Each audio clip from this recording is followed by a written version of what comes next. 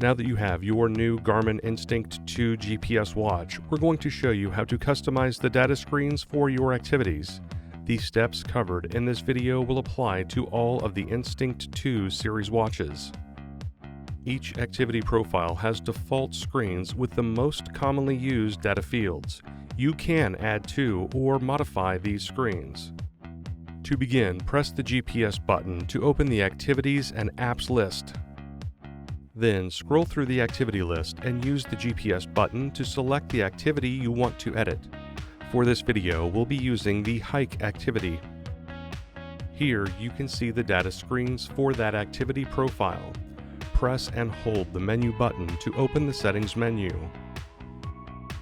Next, we'll be selecting hike settings, but the name may differ based on the activity you selected. Then select Data Screens.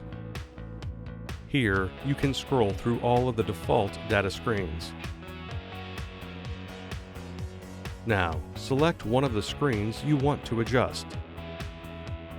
This will bring you to the Custom Screen menu where your data screen fields are displayed.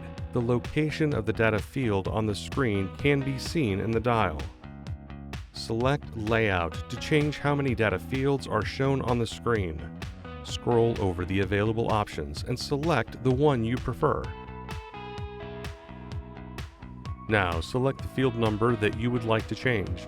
You can see where the field is placed in the dial.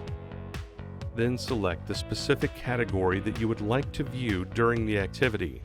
For this video, we are going to select Compass Fields. Select the specific option that you would like to view. This will take you back to the Custom Screen menu. You may continue to edit the other fields, or, when finished, press the back button 4 times. You will see the data field changes on the activity screens.